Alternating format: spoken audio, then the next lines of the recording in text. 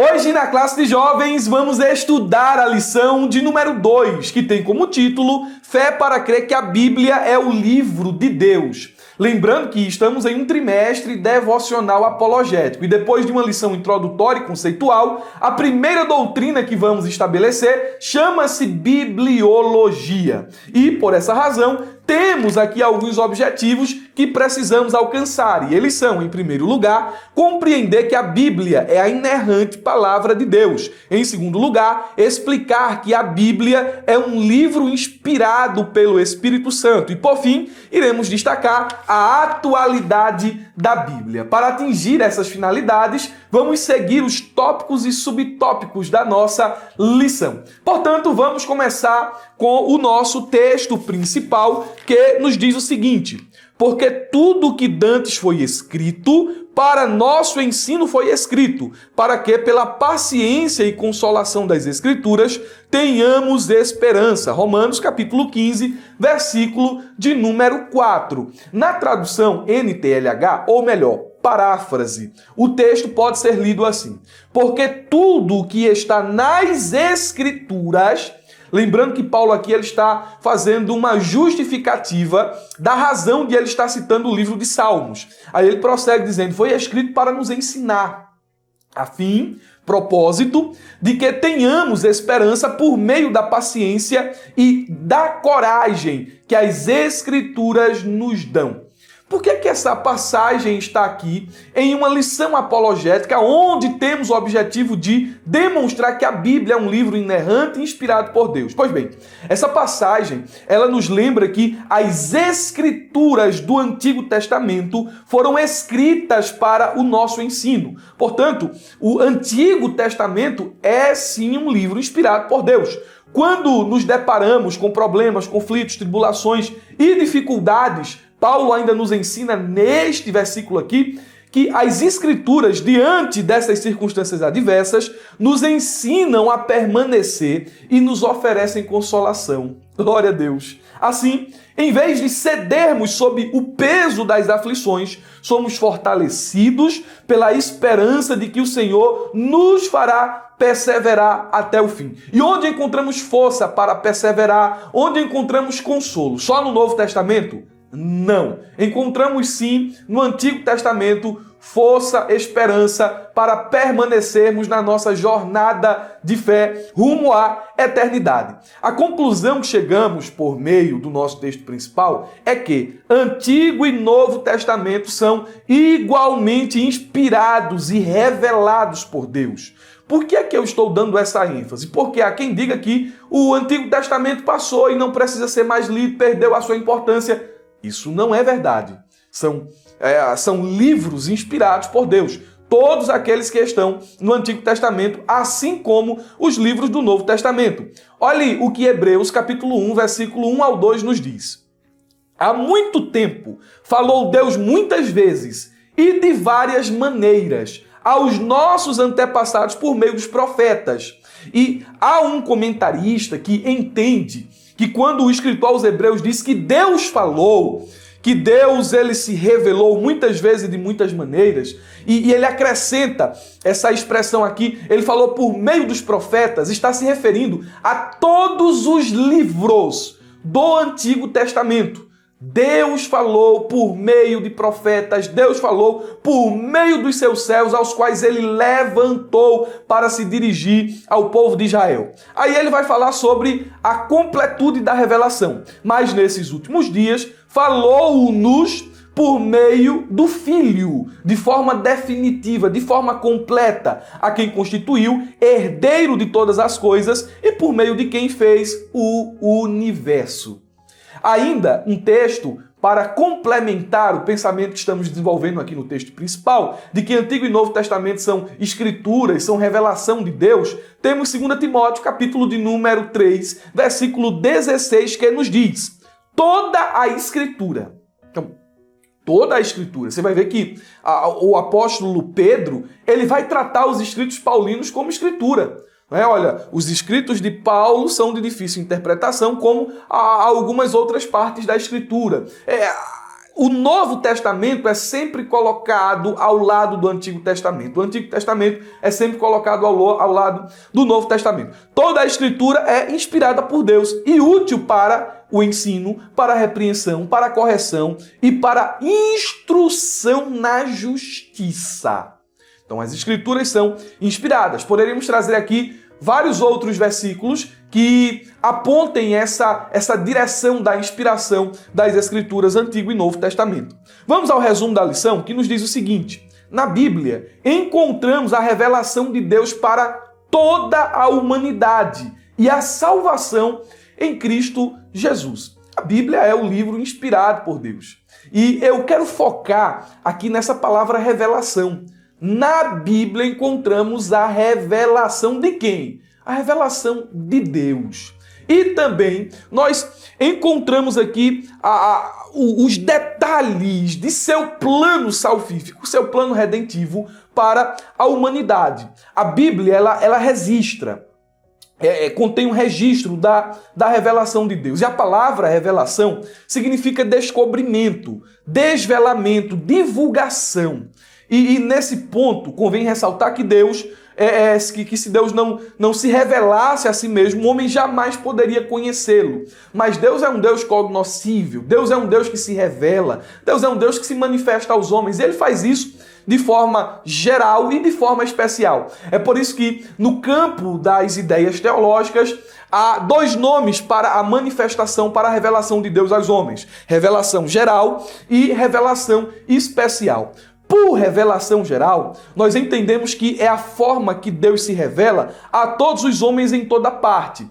É chamada de geral porque não assume uma característica pessoal. Vejamos então as subdivisões da revelação geral. Primeiro, Deus se revela através da história da humanidade. A Bíblia deixa isso bem claro quando, lá em Daniel capítulo 2, versículo 21, diz: ele muda o curso dos acontecimentos, versão NVT. Ele muda o curso dos acontecimentos, ele remove reis de seus tronos e os põe no lugar.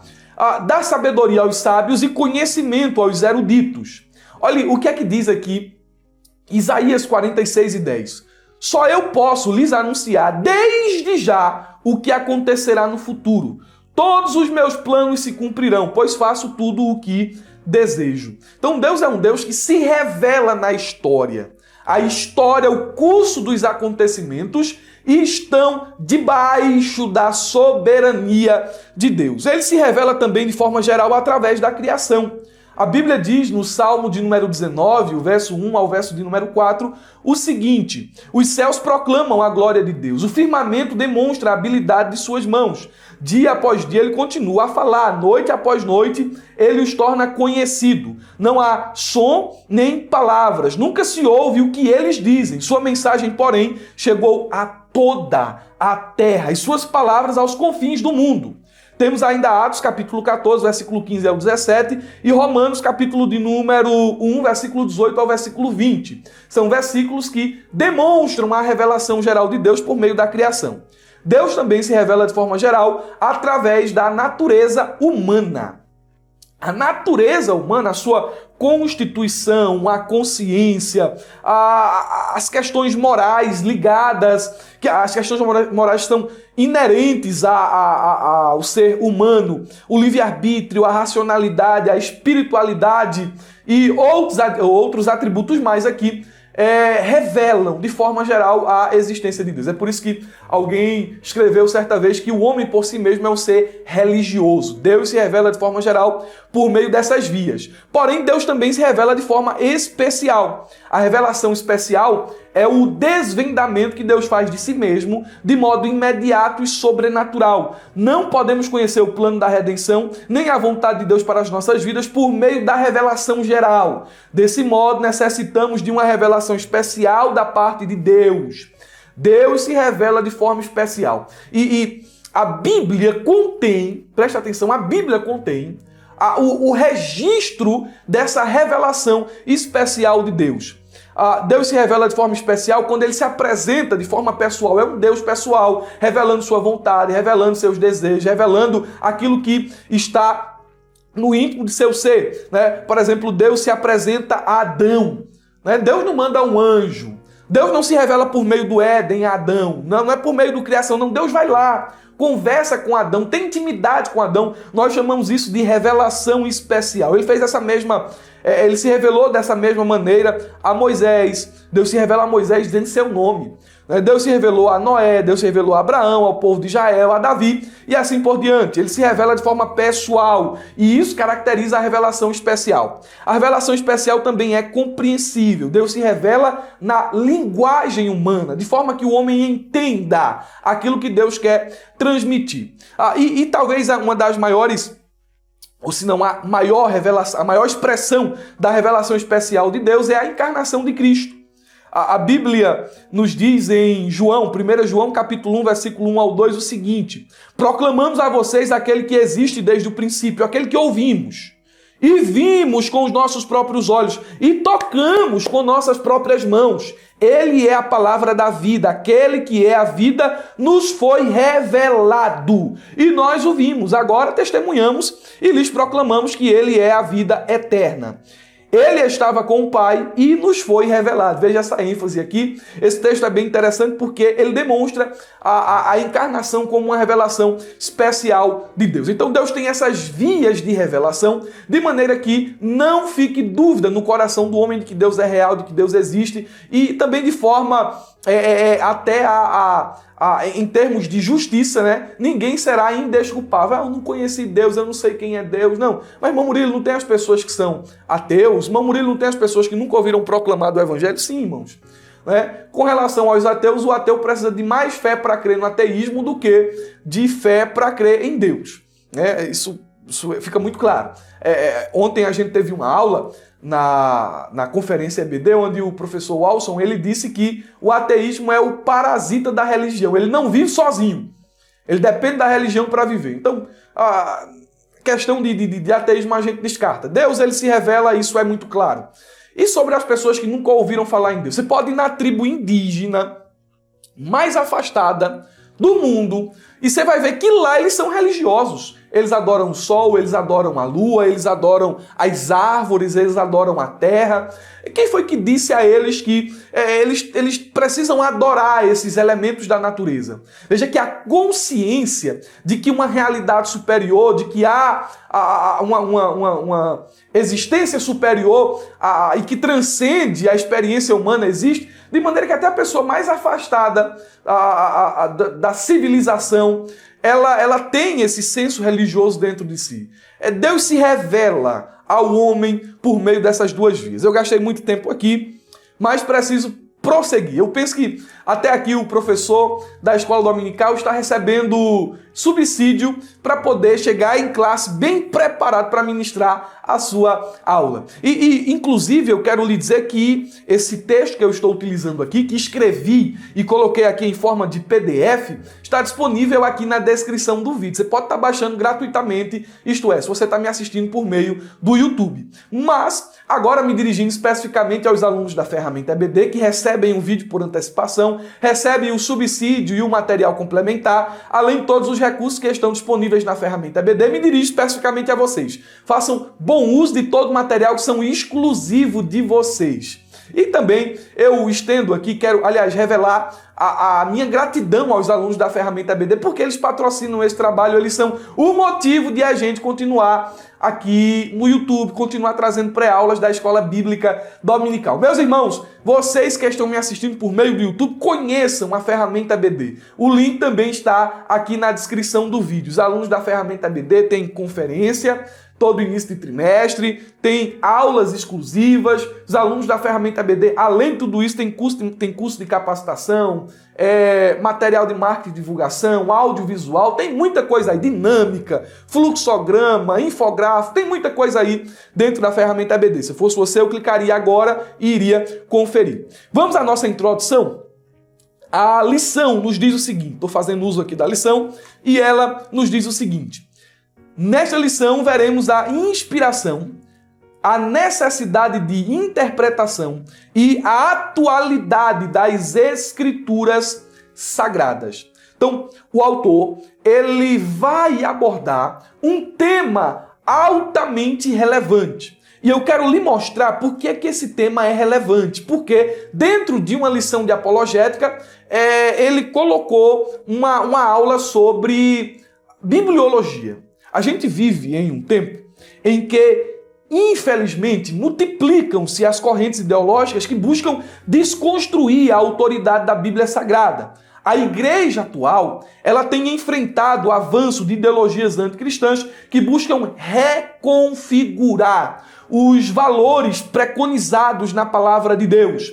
Então, portanto, se faz, lógico, necessário reafirmar o nosso compromisso inegociável com a revelação escrita de Deus, principalmente nessa faixa etária de alunos que estão saindo do ensino médio, se preparando para ingressar na faculdade. Alguns estão já bem encaminhados para ingressarem na faculdade e certamente encontrarão desafios no campo da bibliologia, de professores ateus, de professores ativistas, de professores progressistas que vão atacar a Bíblia Sagrada. No ensino médio, esses ataques acontecem. E quando você chegar na universidade, muito mais, dependendo da instituição onde você estará fazendo seu curso. Então, existem algumas doutrinas heréticas que miram especificamente a bibliologia, a Bíblia Sagrada. E dentre elas nós podemos destacar o relativismo cultural, podemos destacar o racionalismo teológico, especialmente a teoria da desmitologização de Rudolf Bultmann. Temos também a hermenêutica pós-moderna e várias outras correntes de pensamento anticristãs, antibíblicas. No meio de todo esse cenário, nós encontramos aqui um farol através da declaração de fé das Assembleias de Deus, que a respeito do assunto que estamos abordando, nos diz: a declaração de fé das Assembleias de Deus no Brasil professa crer e ensinar que a Bíblia Sagrada é a palavra de Deus. Vê só, única revelação escrita de Deus dada pelo Espírito Santo para a humanidade. Nossa única regra de fé e prática, a inerrante, completa e infalível palavra de Deus. Essa definição ela é muito completa e o pastor Ezequiel Soares e a sua equipe foram muito felizes naquilo que escreveram aqui, que está na página 25 e 26 do livro Declaração de Fé das Assembleias de Deus. É sobre esses aspectos, esses adjetivos dados à Bíblia Sagrada que nós iremos aqui rapidamente discorrer nos tópicos e subtópicos da lição. Vamos lá. Primeiro tópico nos diz: a Bíblia, a inerrante palavra de Deus. A lição nos diz o seguinte: a Bíblia não chegou até nós por meio de um e-mail, né? Pensa numa linguagem bem atual aqui. Ou uma mensagem nas redes sociais. Também não caiu do céu e nem foi encontrada pronta em algum lugar místico ou secreto. Isso aqui, logicamente, às vezes é uma alfinetada em algumas religiões cujos livros foram dados por anjos ou foram encontrados em uma caverna, uma coisa desse tipo. Os autores bíblicos, inspirados pelo Espírito Santo, revelam a sua origem. A origem de quê? A origem da Bíblia. Olha o que diz aí 2 de Pedro, capítulo 1, versículo 21. Porque a profecia nunca foi produzida por vontade de homem algum. Não foi ninguém lá, eu vou escrever aqui, eu estou recebendo, eu vou escrever. Não. Não é invenção humana. O texto diz: mas homens santos de Deus falaram inspirados pelo Espírito Santo. Então, quando a gente fala sobre a autoria da Bíblia, há uma sobrenaturalidade que a envolve. Por exemplo, a Bíblia é o único livro que foi, em primeiro lugar, escrito ao longo de um período de aproximadamente 1.600 anos. Dá pra tu? Olha aí, 1.600 anos. Em segundo lugar, a Bíblia foi escrita por mais de 40 autores, em todas as condições de vida, incluindo reis, líderes militares, camponeses, pescadores, cobradores de impostos, poetas, músicos, estadistas, letrados, pastores de ovelhas e boiadeiros. Em terceiro lugar, este livro foi escrito em diversos lugares, no deserto, em masmorras, em palácios, dentro de prisões, durante viagens e até mesmo no exílio na ilha de Patmos. Em quarto lugar, a Bíblia foi escrita em diferentes momentos, em tempos de guerra e sacrifício, bem como em tempos de paz e prosperidade. Em quinto lugar, a Bíblia foi escrita em estados de espíritos variados. Alguns autores escreveram no auge da alegria, enquanto outros fizeram das profundezas da angústia e do desespero. Alguns em tempos de certeza e convicção, outros em dias de confusão e dúvida. Em sexto lugar, este livro ele foi escrito em 3 continentes diferentes: Ásia, África e Europa. Em sétimo lugar, ele foi escrito em 3 línguas: hebraico, aramaico e grego. Em oitavo lugar, ele foi escrito em uma grande variedade de estilos literários, incluindo poesia, narrativa histórica, cântico, romance, tratado didático, correspondência pessoal, memórias, sátiras, biografias, autobiografias, jurídico, profecia, parábola e alegoria. Apesar desse incrível número de variantes, a Bíblia é harmoniosa e não se contradiz. Então, quando se fala de autoria, uma sobrenaturalidade envolve a Bíblia. E a gente entende que isso não é outra coisa senão a mão de Deus, a inspiração do Espírito. O tópico, ou melhor, subponto de número 2, diz o seguinte: sua estrutura. Olha o texto da lição.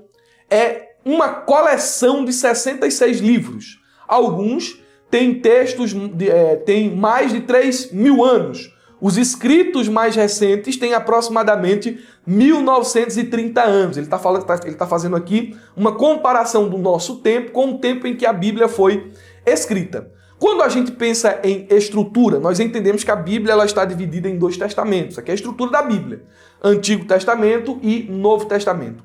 Dentro do Antigo Testamento, nós temos aí uma divisão bem interessante. Primeiro, nós temos os livros da lei, ou Pentateuco, que é os livros escritos por Moisés, também chamado de Torá. São Gênesis, Êxodo, Levítico, Números e Deuteronômio. Em seguida, nós temos os livros históricos. E esta seção contém uma série de livros que narram a história do povo de Israel, desde a conquista de Canaã com Josué até o exílio babilônico. Exemplos aqui que a gente poderia citar de livros históricos é Juízes, Josué, 1º e 2º Samuel, 2º e 2º Reis e aí por diante. Em terceiro lugar, nós temos os livros poéticos e de sabedoria. E estes livros incluem Provérbios, Eclesiastes, Cantares de Salomão e Jó. Temos também ainda os livros proféticos. E dentro dos livros proféticos nós temos profetas maiores e profetas menores. Profetas maiores aí a exemplo de Isaías, Jeremias, Ezequiel. Profetas menores, Oséias, Joel, Amós e aí por diante. No Novo Testamento nós temos os evangelhos, que são Mateus, Marcos, Lucas e João. São os livros que narram a vida, o ministério, morte e ressurreição de Jesus. Temos Atos dos Apóstolos, que é um livro histórico narrativo do Novo Testamento. Temos as epístolas paulinas. Dentro das epístolas paulinas nós temos ali divisões: epístolas pastorais, epístolas soteriológicas, e aí por diante, epístolas da prisão. Temos também as epístolas gerais, epístolas escritas por outros apóstolos que não foi o apóstolo Paulo, como Judas, João, Tiago, Pedro, e aí por diante. E por fim nós temos o último livro do Novo Testamento, que é o livro do Apocalipse, um livro de revelação que contém as visões proféticas relacionadas ao fim dos tempos. Em síntese, essa é a estrutura da Bíblia. Eu estou sendo aqui bem sintético, não é? Para não falar aqui de capítulos, versículos, parágrafos e aí por diante. Estou sendo bem sintético. Terceiro subponto, sua mensagem. Qual é a mensagem da Bíblia? E isso é interessante, não é? Em poucas palavras, como a gente poderia dizer qual é o tema principal da Bíblia? Vamos lá. Talvez a mensagem central da Bíblia é o amor de Deus, a redenção e salvação através de Jesus Cristo, a ética e a moral, o amor ao próximo, a justiça, a esperança na vida eterna e o chamado para um relacionamento íntimo com Deus. Em síntese, talvez esses sejam os temas centrais da Bíblia Sagrada. O pastor pentecostal Antônio Gilberto, ele escreve o seguinte: tudo que Deus tem para o homem e requer do homem, tudo que o homem precisa saber espiritualmente da parte de Deus, quanto à sua redenção, conduta cristã e felicidade eterna, está revelado na Bíblia. Tudo que o homem tem a fazer é tomar tomar o livro e apropriar-se dele pela fé. O autor da Bíblia é Deus, seu real intérprete é o Espírito Santo e seu tema central é o Senhor Jesus Cristo. Isso aqui são as palavras do pastor Antônio Gilberto. Então, a Bíblia ela nos narra a história da redenção. Temos aí o segundo tópico, um livro inspirado pelo Espírito Santo. E aqui, meus irmãos, se faz necessário uma atenção, né? A Bíblia é um livro inspirado. Se você lê o tópico, ou melhor, o subponto aqui, você vai ver que o autor ele traz uma definição do que é inspiração. Ele vai falar sobre o que é inspiração, mas eu gostaria de ir além do que o autor colocou aqui e acredito que nós podemos complementar, né, o que ele disse aqui, trazendo a definição de alguns estudiosos das Escrituras. Por exemplo, um teólogo exegético sistemático, que é fantástico, o Millard Erickson. Ele diz que inspiração, olha como ele compreende inspiração. Compreendemos a inspiração das Escrituras como a influência, presta atenção, a influência sobrenatural do Espírito Santo exercida sobre os autores da Bíblia.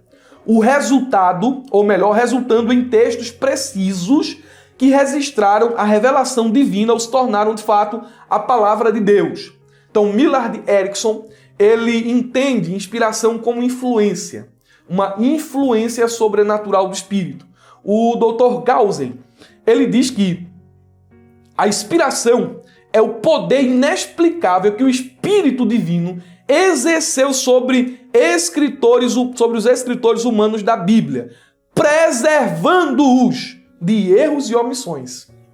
Eu gostei dessa definição aqui, né? Um poder inexplicável que o Espírito exerceu sobre os autores da Bíblia, e esse poder inexplicável preservou esses autores de erros e omissões. A Bíblia é o livro de Deus, não contém erro, e tudo aquilo que Deus gostaria de revelar ao homem, Deus desejou revelar ao homem, está contido na Bíblia Sagrada, não tem omissão. O Walter Brunelli, um teólogo sistemático pentecostal brasileiro, ele diz o seguinte: o termo inspirar significa introduzir ar nos pulmões. A inspiração dos escritores da Bíblia é o ato de respirar o sopro de Deus. A inspiração está nos escritores, não em Deus. Deus é o agente ativo, aquele que sopra. E o escritor sagrado é o agente passivo, aquele que recebe esse sopro, que recebe a inspiração, é o que diz o pastor Walter Brunelli. Aí o subponto de número 2 vai falar sobre inspiração verbal e plenária. Eu penso aqui que o autor, ele poderia, ou o comentarista, né, ele poderia ser mais específico aqui naquilo que ele tem para falar, né, inspiração verbal e plenária. Tanto que aqui nesse subponto eu não trouxe nenhum trecho da lição. Vamos falar rapidamente aqui em 2 pontos o que é inspiração verbal e o que é inspiração plenária. Primeiro aqui, eu coloquei no subsídio a teoria da inspiração parcial. Não vamos aqui falar sobre isso. Coloquei também a teoria do ditado verbal, mas eu vou dar uma explicação, vou sintetizar isso aqui, não está no subsídio, mas vou sintetizar isso aqui. Quando a gente crê que a Bíblia ela é inspirada por Deus, e a gente fala de inspiração verbal, é que cada palavra das Escrituras foi inspirada por Deus. Não é que as palavras foram ditadas, palavra por palavra. Tem uma diferença de inspiração e de revelação. Os autores foram inspirados. E quando a gente entende inspiração verbal, não é que eles foram marionetes que estavam ali escrevendo, né? Palavra por palavra. Não. O Espírito Santo, de uma forma extraordinária, influenciou os autores bíblicos, de maneira que seu estilo, seu vocabulário, sua personalidade, a personalidade do escritor, ela foi preservada. Ela foi preservada, o escritor escreveu segundo seu próprio estilo e, mesmo assim, cada palavra é inspirada por Deus. Isso é inspiração verbal. E quando falamos de inspiração plenária, nós entendemos que, de forma plena, completa, toda a Bíblia é a palavra de Deus. Ela foi inspirada por Deus. Como assim, irmão Murilo? O que é que você quer dizer com isso? Eu sei que existe uma diferença entre registro inspirado, né, e palavra inspirada. Por exemplo, aquilo que Jó aquilo que está no livro de Jó, aquilo que os amigos de Jó falaram. Eles falaram ali um engano, não é? Não é que aquilo ali é uma palavra inspirada por Deus que a gente pode fazer doutrina em cima disso, não é? Tá vendo que os amigos de Jó falaram é verdade? Não, eles não falaram a verdade. Mas quando é que fica a inspiração de Deus aqui? Uma coisa é registro. O escritor bíblico foi inspirado por Deus a registrar as falas dos amigos de Jó. Não é que aquilo que os amigos de Jó falaram é verdade, mas o escritor inspirou aquilo para nosso ensino. Aliás, ele foi inspirado a escrever aquilo para nosso ensino. Não é que as palavras de Satanás que estão aqui registradas na Bíblia são palavras inspiradas por Deus. Não. O autor foi inspirado por Deus a registrar tais palavras. Existe essa diferença. Quando falamos que cremos na inspiração plenária das Escrituras, o entendimento é esse. Nenhum livro é mais inspirado que o outro. Não é que o Evangelho de Mateus é mais inspirado que o livro de Gênesis. Não. Toda a Bíblia foi inspirada por Deus. Nós cremos na inspiração plenária. Não existe um livro mais inspirado do que outro. Ok? Vamos prosseguir. Subponto de número 3, a necessidade de interpretação. E isso aqui é interessante, não é? Existem alguns abismos que dificultam a interpretação da Bíblia. Esses abismos são históricos e cronológicos. A gente está a uma distância de 2000 anos do escrito mais recente da Bíblia. Existe o abismo cultural. A Bíblia foi escrita no Oriente, nós vivemos no Ocidente. Então o choque de cultura é muito grande, ainda mais também pelo tempo. Vem a questão do abismo linguístico. Falamos o português. A Bíblia foi escrita em línguas que nós não conhecemos. Existe a questão do abismo geográfico e do abismo literário. E o que a gente deve fazer para poder interpretar a Bíblia? Acho que os erros mais básicos que a gente não pode cometer é tirar o texto de seu contexto, usar versículos de forma isolada, não levar em consideração o pensamento do autor, a intenção do autor. Porque tem gente que olha para o texto bíblico e diz assim, isso aqui significa isso. E isso aqui significa isso. Tá bom, mas onde está no texto? Não, eu estou espiritualizando aqui, Deus me revelou isso. Irmão, isso não existe. Você tem que ler o texto. Você tem que olhar o contexto do texto. E você tem que interpretar o texto para chegar na intenção do autor. Por exemplo, se minha esposa diz assim, Murilo, vem aqui me ajudar a lavar a louça. Aí eu escuto, né? Você entendeu, né? Eu entendi também. Não, mas eu interpretei que ela não está querendo dizer isso de verdade, né? O sentido espiritual é que ela está mandando eu descansar mais um pouco aqui. E aí? Tem muita gente que faz isso com o texto bíblico. E quando você interpreta a Bíblia de forma errada, aquilo que você fala não é palavra de Deus. Você está trazendo uma interpretação distorcida das Escrituras. É por isso que em muitos púlpitos tem gente que promete o que Deus nunca prometeu, que fala o que Deus nunca falou. A Bíblia precisa ser interpretada corretamente. E para que haja uma verdadeira interpretação da Bíblia, há uma ciência, uma doutrina que facilita isso, ela se chama hermenêutica. Você vai aprender os princípios de interpretação. Irmão Murilo, o que é hermenêutica? Eu tenho aqui acho que uns 20 livros de hermenêutica, de exegese. E eu não vou trazê-los aqui para você agora, mas vou indicar a você o curso Pregador e a Pregação. Se você quiser conhecer o curso Pregador e a Pregação, coloque aqui nos comentários da ferramenta EBD, eu quero.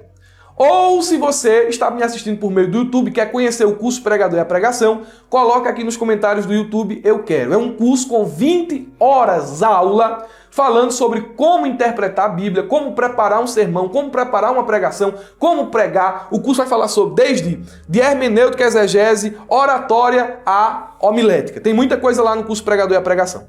Vamos progredir. Terceiro tópico vai falar sobre a atualidade da Bíblia. E nós temos aí um primeiro subponto que diz questões éticas e morais. Olha que interessante, não é?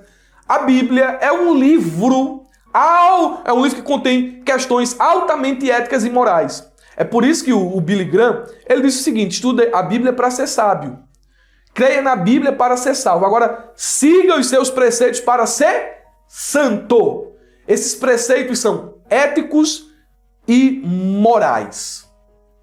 A Bíblia revela o alto padrão que Deus requer de seus filhos. Como assim, irmão Murilo?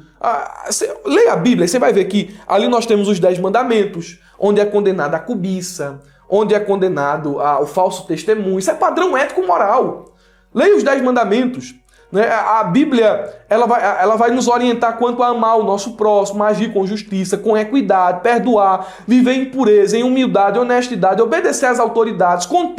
A Bíblia contém um alto padrão ético e moral. Muitos, infelizmente, querem desacreditar, querem ressignificar a Bíblia por uma questão simples de ser entendida.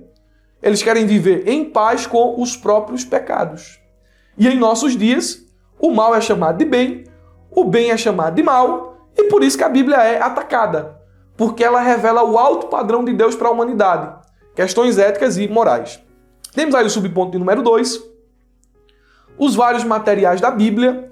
Eu confesso aos irmãos que esse subponto ele ficou um pouco deslocado aqui, né? Não sei qual era bem a intenção do autor aqui, se era falar sobre a questão de a Bíblia foi o papiro, os originais. Eu não entendi muito bem aqui qual foi a intenção do autor, mas eu separei um pequeno trecho desse subponto aqui, que diz o seguinte: a Bíblia é atualíssima e seus ensinos, quando são observados e praticados, nos preservam de inúmeras frustrações e muitos tropeços.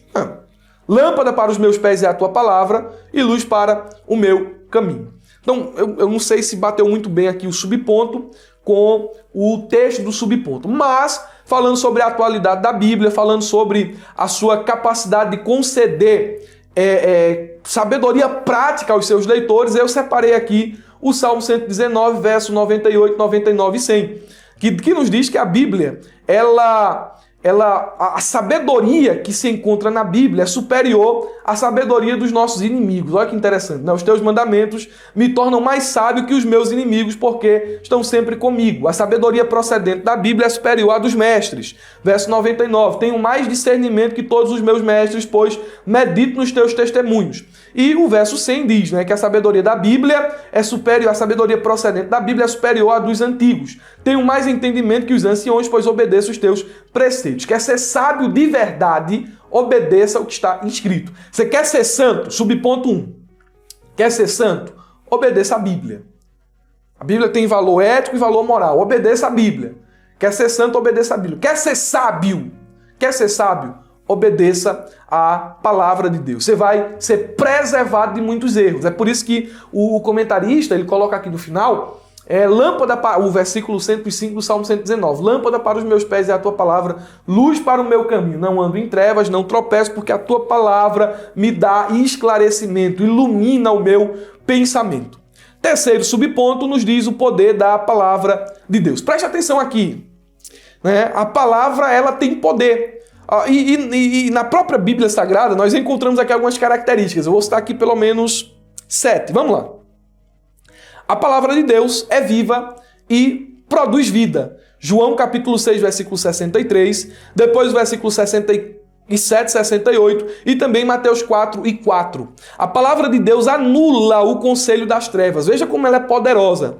Se você ler Mateus capítulo 4, versículo do 1 ao 11, você vai ver que Jesus usou a palavra para tornar ineficaz as investidas de Satanás. Então a palavra ela tem poder para anular o conselho das trevas. A palavra de Deus nos torna humildes diante de Deus. Colossenses capítulo 3, versículo 12. Diz o seguinte: portanto, como povo escolhido de Deus, santo e amado, revistam-se de profunda compaixão, bondade, humildade, mansidão e paciência. A palavra tem poder de nos aperfeiçoar. 2 Timóteo capítulo 3, versículo 16 e 17. A palavra limpa. João 15 e 3, veja o poder da palavra, né? Vocês já estão limpos pela palavra que lhes tenho falado. A palavra de Deus santifica. João 17 e 17, santifica-nos na verdade, a tua palavra é a verdade. A palavra tem poder de libertar. Leia João, capítulo 8, versículo 32, e conhecerão a verdade e a verdade vos libertará. Então a palavra é poderosa. O escritor aos Hebreus fala sobre isso, né? Ela é viva e eficaz, ela é apta para discernir as intenções e pensamentos do coração, ela penetra até a divisão da alma e do espírito, juntas e medulas. A palavra de Deus é poderosa. No Antigo Testamento ela é martelo que esmiuça a penha, ela é a espada do Espírito do Novo Testamento. Então a palavra é uma palavra poderosa, é uma palavra que tem poder para transformar. Concluindo, não menos importante aqui, você está aqui, você conseguiu chegar até aqui, homem. Tu tá até aqui, é verdade mesmo? Rapaz, parabéns, viu? Tu chegou até aqui, vamos concluir, mas vamos concluir aqui de forma bem interessante, né? Fica aí para a conclusão, homem. Fica aí, não pula não. A conclusão da lição diz que venhamos a ler, meditar nas Escrituras e principalmente viver seus ensinamentos, pois Jesus afirmou que aqueles que ouvem as suas palavras e as praticam são semelhantes ao homem que construiu a sua casa na rocha. Mateus capítulo 7, versículo 24 ao 27. Preste atenção aqui, homem de Deus, mulher de Deus. O estudo e a leitura da Bíblia é sempre uma questão de motivação. Geralmente na vida nós encontramos tempo para fazer o que realmente desejamos. E se virmos valor na palavra de Deus, sem dúvida iremos desejar estudá-la. E principalmente nesse tempo, né? Nesse tempo em que precisamos batalhar pela nossa fé. Precisamos conhecer Bíblia, precisamos ler Bíblia. Senão vamos ser tragados pelo tempo, pelos professores ateus, progressistas, mundanos. Você precisa conhecer Bíblia. Mas, irmão Murilo, como é que eu vou ler a Bíblia? Eu separei aqui 11 passos para ler e estudar a Bíblia por William MacDonald, que foi um dos maiores estudiosos da Bíblia Sagrada de uma época passada. Vamos lá. Em primeiro lugar, ele diz o seguinte: ore para que o Senhor faça de você uma pessoa ensinável por meio de seu Espírito Santo. Reconheça sua ignorância e se coloque no caminho da bênção de Deus. Primeiro passo: Senhor, me torne o meu coração entendível, ensinável. Eu quero aprender. Segundo passo: depois, em oração, selecione um livro da Bíblia a ser lido ou estudado.